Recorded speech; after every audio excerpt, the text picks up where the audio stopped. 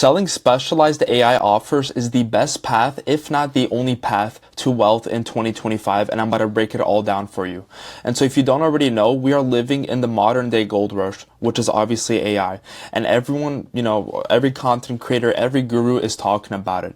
And everyone is telling you to sell different things related to AI. They might be telling you to sell some sort of AI tool, some sort of AI CRM, some sort of, AI consulting course thing, who knows. But, what this leads down to is eventually a path of confusion and analysis paralysis.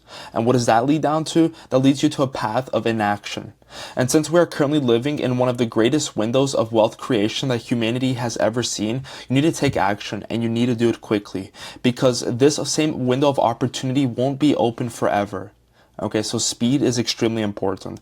And although speed is extremely important, flying fast simply is not enough, and you need to make sure that you're flying in the right direction. Okay, so you want to be moving with speed, that's crucial. But if you're moving with speed in the wrong direction, you're only going to get to the bottom quicker. Okay, so you want to make sure that you're moving in the right direction and you're moving fast. And the entire purpose of this video is to show you the path that leads you to the correct destination, the destination of leverage. Having your time, making sure your time is leveraged, having leveraged pricing, making sure the strategy that you're implementing to, the way you're operating your business, the way you're acquiring customers, the way you're fulfilling for your customers, that everything is leveraged.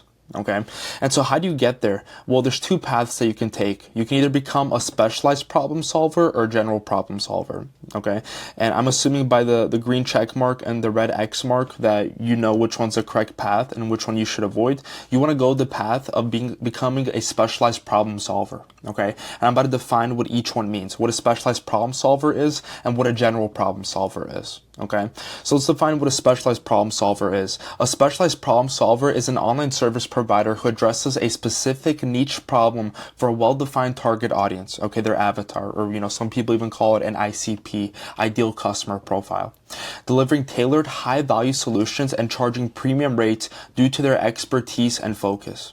Okay, and so that's what a specialized problem solver is. Now, on the other end, we have a general problem solver. A general problem solver is an online service provider who tackles broad, common problems for a wide audience, offering versatile but less customized solutions at lower rates due to the broader applicability and less specialized nature of their service. Okay, and so you can either become someone who masters solving a specific problem for a specific avatar that gets paid, that can charge a premium because they're solving a specific painful problem for a specific person, or someone who just solves a general problem for, God knows who, that gets paid an average wage, selling their time for money for, implementing their solutions or selling their time for money. Okay, so you can either go down the path of charging 6K plus to implement the specialized solution, each package that you sell, to implement that into, your customer's business, your client's business, or you can go down the path of selling your time for money if you want to become a general problem solver. Okay, and so, I'm assuming that you want to make more money and you want to be leveraged. And, the main reason that as to why most people start a business in the first place is because of things like time freedom, location freedom, financial freedom. I'm going to tell you right now, you're not going to achieve that by doing this right here, selling your time for money. Okay, and so you need to decouple your time and your money. So, decoupling how much the correlation between how much money you make and how much time you work on the business, that shouldn't be a correlation. If you want to achieve wealth, then that should be decoupled. Okay, and I'm about to show you the playbook on how to exactly do that. So here's the playbook on how to sell specialized AI offers for 6K plus per package. Okay, I'm about to walk you through it step by step. So the core principle to this playbook that I'm about to walk you through is to be specific. And so the main difference between a specialized, I don't know why there's two A's there, but the main difference between a specialized problem solver and a general one is that the specialized one is much more specific. Okay, but specific in which aspects? Well, there's three main aspects that, especially in the beginning, you need to be extremely specific to, as to what your strategy, who you're targeting, what you choose, etc. So the first one is the market you choose. The second one is your messaging. And the third one is the problems that you're solving for these people. Okay, I'm about to explain each one by one. And so the first aspect, specific marketing, choosing the right market is important to get right from the beginning. But how do you know what's the right market to choose?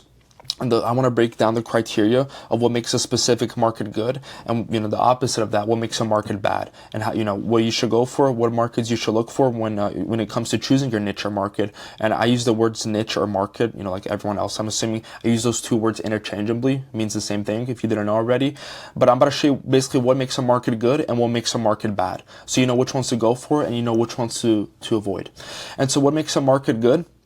Well, there's a few main points. The first point is that the market is growing and not dying. The second point is that they're easy to find online, specifically on social media, Instagram, Facebook, these platforms that everyone is on. The third one is that there's at least 50,000 businesses, ideally here within the US. The third one is that they actually have money to buy whatever you're selling. They aren't broke. The next one is that, especially in the beginning, you want to go for the markets that are the least competitive. Okay. In the beginning, you don't have as much credibility. You don't have as many resources to spend on marketing. So the less competitive the market, the better. Okay. Because if you go after some broad market like online coaches or, agency, these markets where typically there's a lot of competition, then you're going to have to spend more, depending on what your client acquisition strategy is, you're going to have to spend more to book calls, to acquire customers. You're going to have to build your credibility up more, especially because these markets are more sophisticated. They're more competitive. So go for those more low-key markets. I'm going to walk you through, I'm going to show you exactly examples of those markets and what are the best markets to choose right after this. But, when it comes to choosing your market, put your ego to the side. I'm going to tell you right now, most people choose these markets like agency owners, online coaches, because, they have their ego where they don't want to work with roofers or HVAC businesses or dentists because, it's a boring market or, they're lame or whatever, God knows which reasoning they made up. But put your ego to the side, and in the beginning you need to put your head down and prove that you can give results. Specifically with these AI mechanisms, I'm going to show you exactly how to structure your AI offers, but you need to prove that you can provide results. And the best way to do that is to go in a market that isn't super competitive and onboard your first few clients and give them results and build your credibility up from there. And then from there, if you want to niche out or branch out, whatever you want to do, you have leverage on doing that. Okay. And the last one is that you can predictably deliver results. Okay, so those are the factors that make a market good. Now, I want to talk about what makes a market bad. And, to be truthful with you, it's basically the complete opposite of what makes a market good. So if the market is dying, avoid it. If they're hard to find online, avoid it. If there's less than 50,000 TAM, which means total addressable market, basically means, the total amount of businesses within a specific market. So if there's less than 50,000 businesses, ideally in the US, avoid it. There's not enough, there's not enough business to go around. And if they're broke, they don't have money, then, why even play the game of, talking to prospects who can't afford what you're selling? Okay. So that's what distinguishes a good market from a bad market. But I'm just going to be truthful with you. Brick and mortar businesses are by far the best ones to target in the beginning. Why? They typically have the most money, they're the least sophisticated, and they're the least competitive. Okay. And there's two main categories of brick and mortar businesses. There's home remodeling businesses and service providers, service providers. Okay. And, what typically distinguishes these two businesses are, home remodeling businesses. These are people like roofers, HVAC businesses, landscapers, plumbers, people who work on either residential or commercial buildings and, either install something or provide some sort of tangible service, that remodels the building or the home or whatever sort of, property they're working on. Service providers, this is a more of a broad spectrum of businesses. These are people like chiropractors, dentists, law firms, realtors, accountants, med spas. This is more of a broad term. Basically, anyone who provides any sort of service to physical people in person. Okay. And so these are the two types of brick and mortar businesses, home remodeling businesses and service providers. I'm going to tell you right now, these are both great businesses to get into. What I will say is, when it comes to choosing your market, obviously you want to look over these factors that we just went over, but also there's a mix of, what markets you have experience in.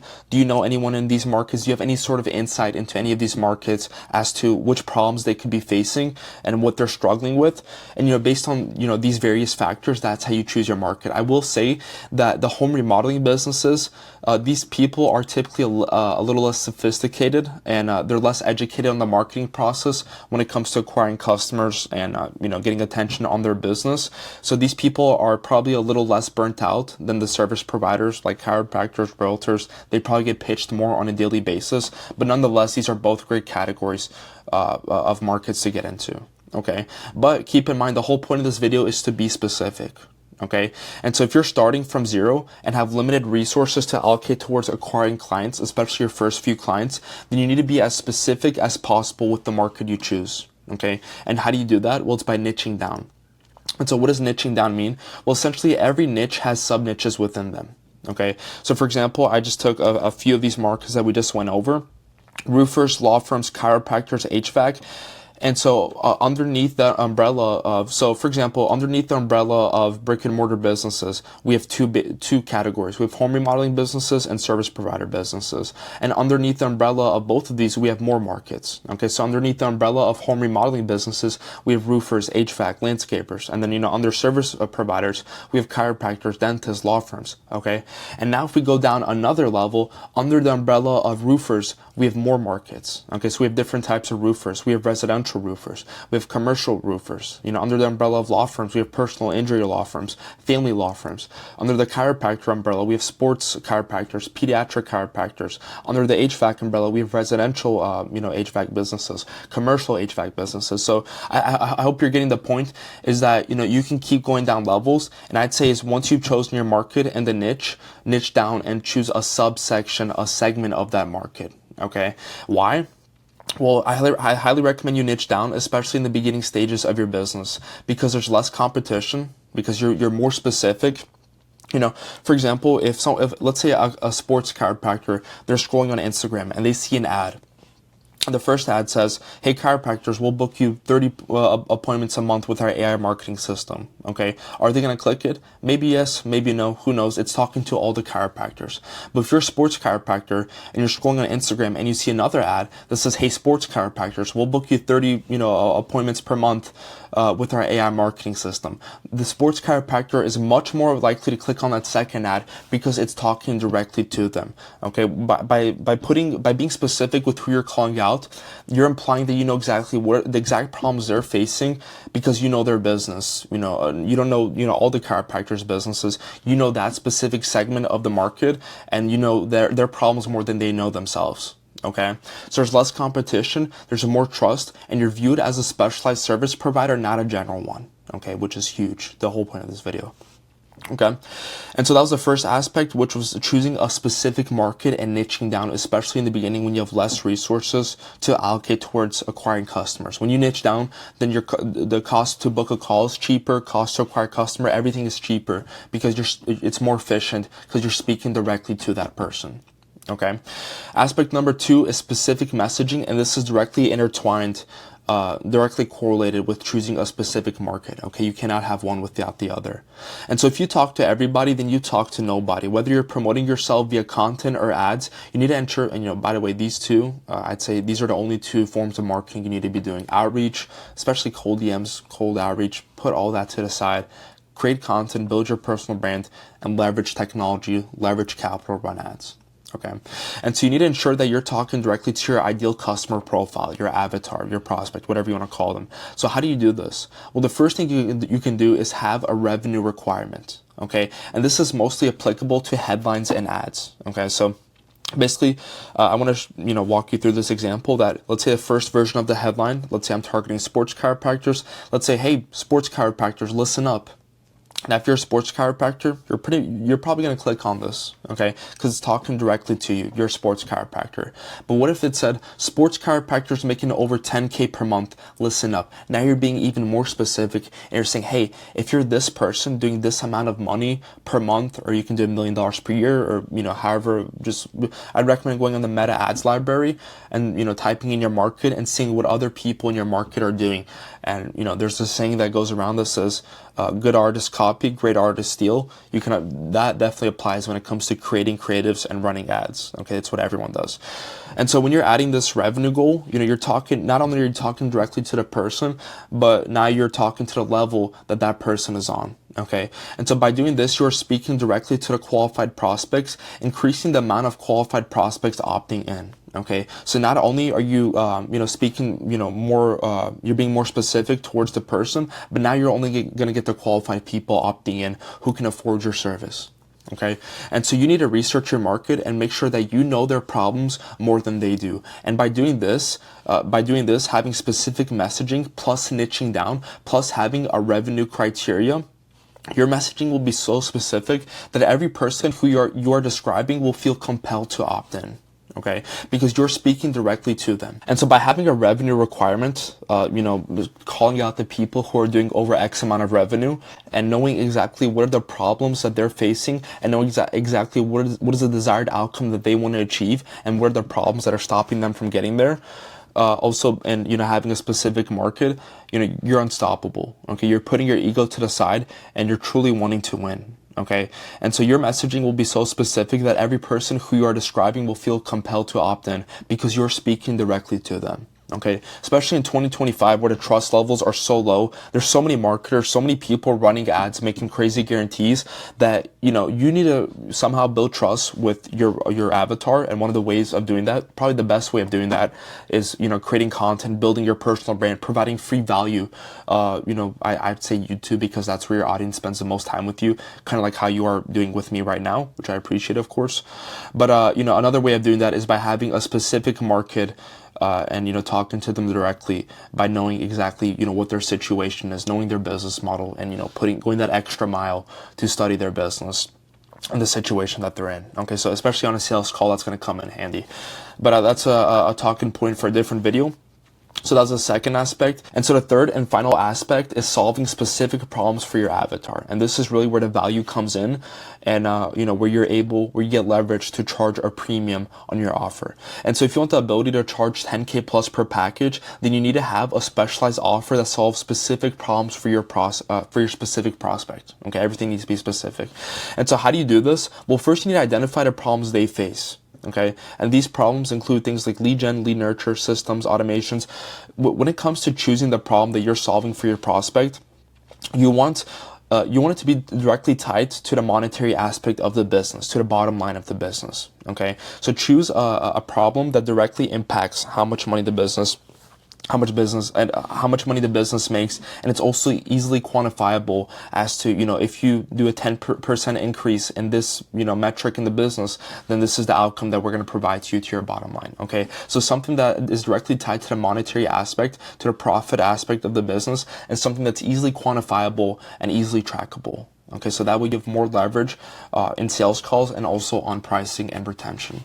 Okay. Then you need to reverse engineer the mechanisms needed to solve these problems and package it into an AI infrastructure offer that solves the entire gap between your prospect's current and desired situation. Okay, so I want to show you what a commodity AI offer looks like versus a highly valuable AI infrastructure offer that you can charge anywhere from 5 to 15K, even more than that, from what I've seen some people do in various markets within our community, and what that looks like on both ends of the spectrum. So if you're selling a commodity offer that only solves one of their problems, one of your prospects' problems, you'd be lucky to charge anywhere from $500, $1,500. Why? Because you're solving one problem. Okay, so you need to identify your prospect's current and their desired situation. Now, in this instance, they're only solving one problem and they're implementing one mechanism. So let's say, for example, we're targeting the dental market. Okay, and the dental market, their main outcome that they're trying to achieve is acquiring more customers predictably.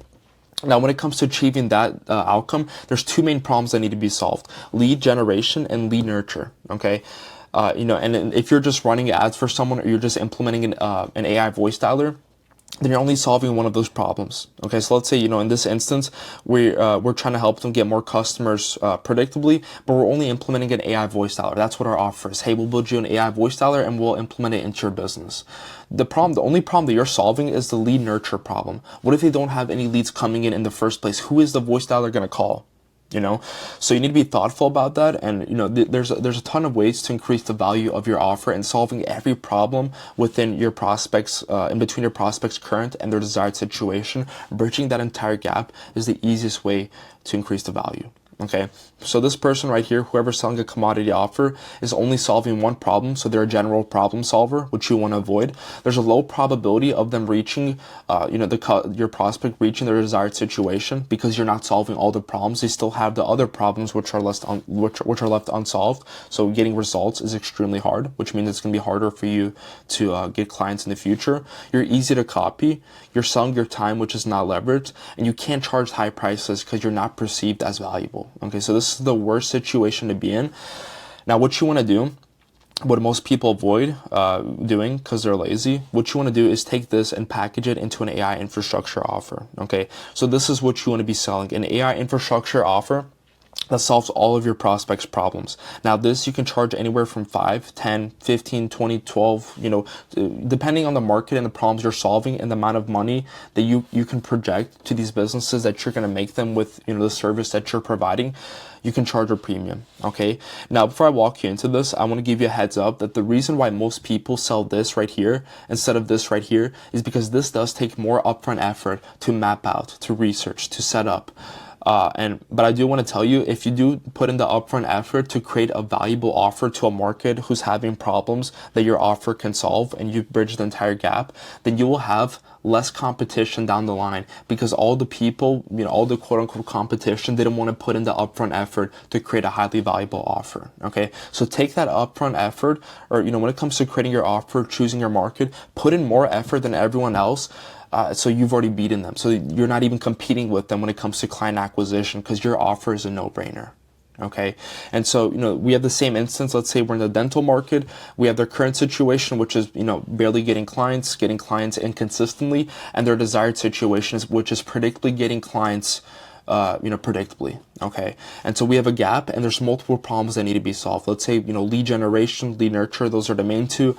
Let's say the third one is, data tracking or some other, problem, or you can just solve those two main problems of lead generation and lead nurture. Okay.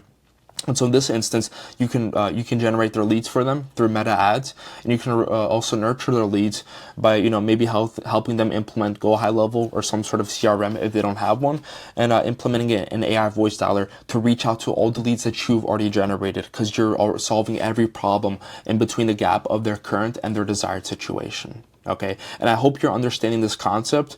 I hope I'm portraying it in a simple way for you. If not, join the community. I'm more than happy to reach out to you and explain to you if you need some more insights on how this all works. We have tons of trainings in there. But you want to solve every problem with a sequence of mechanisms, opposed to just implementing one AI tool or one mechanism or one voice dialer or one chatbot that does one thing. Because the truth is that AI is becoming more accessible, and it's becoming more easy. It's becoming easier to build and access. And, as that is happening, more people get access to it. And so, the value of implementing it goes down. And so you need to offset that value, that depreciation in value, by implementing other sequences of mechanisms that solve the entire gap. Okay. And so, solving every problem in the gap, you're a specialized problem solver. Okay. You've identified the specific outcome for the specific market that they're trying to achieve, the specific problems that they're facing, and you're solving those specific problems with a specialized sequence of mechanisms. And there's examples in the community. If you don't know exactly what type of mechanisms or AI tools to implement, you're solving it with a specialized sequence of mechanisms to solve the problem, the painful problem, the narrow problem that this market is having. Okay, whatever market you choose, based on the insights I gave you before in this video.